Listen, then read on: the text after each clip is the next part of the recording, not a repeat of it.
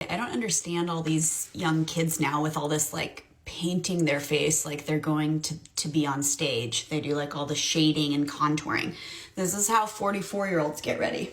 I'm obsessed. I'm obsessed. So obsessed, in fact, that I have to recreate this look, right?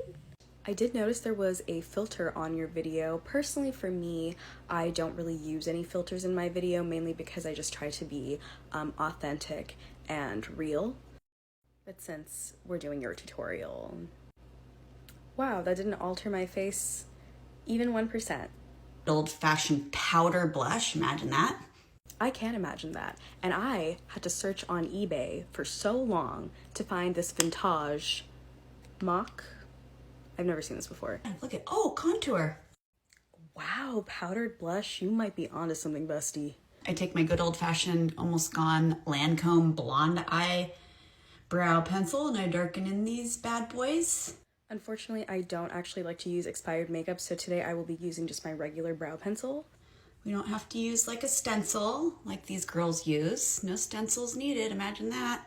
I can't imagine. Love your technique of not using a stencil. I can't live without my stencil. It doesn't really give me this blocky effect that looks so good and natural. This is about like 20 years old, by the way. No need to buy the new ones. They're no different, folks. My apologies, I only have this one that was recently manufactured. 20 years ago, I was 5 years old, and I didn't know what eyelashes were. Wow, they look great. You can definitely see them under this filter. No different. A little bit of like a brown in the crease. I only have this new Naked quad that has a brown in it. I actually threw away my original Naked palette 5 years ago when it expired.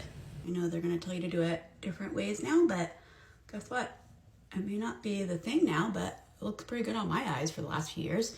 Yeah, so putting one eyeshadow on your eye without any primer is actually not really the thing to do anymore. More creative looks are taking the spotlight, but it's important to know that you always need to do everything the same forever. Never had a complaint. Voila. Put a little whiter kind of color up at the top. If I'm feeling spicy, I might do a little bit of liner. You know I'm feeling spicy today and every day. They're gonna tell you don't line the bottom, it's not cool, blah, blah, blah, blah, blah. Why not? I just do a little bit. I go halfway across, just a little bit. You know, she's right. I often hear people in my generation say that lining your bottom lash line is for weirdos and old ladies. But you know, I'm really excited to be trying this for the first time in my life. This is the last step, folks. This step I actually do, so I'm happy to know that I'm doing something right. Oh yeah, if you want to get real spicy, you can put on some lip liner. I mean, I already told you I feel spicy every day.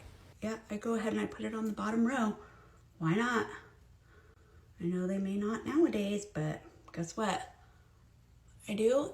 Yeah, this feels very weird for me because I like a bald bottom lash. I usually just take some tweezers and I tweeze them out because it's not cool to have bottom lashes anymore. No one has bottom lashes anymore. Now to get the excess mascara off, you just lick a Q-tip. Boom. Boom. It really got the excess off. Last of all, there's this random Clinique liner, and I know Clinique's not cool, but this stuff stays on all freaking day. Usually when I see the Clinique counter at the mall, I dry heave and I make a beeline towards Dior. But today I will be using just a regular lip liner. No lipstick though, guys, because that's a Gen Z thing. How'd I do? Since she did not give us the privilege to see this look without the filter, I will show you. Thank you for letting me go on this cultural experience with you. Maybe if you're open-minded, I can offer you the Gen Z stage makeup alternative. Stay tuned for part 2.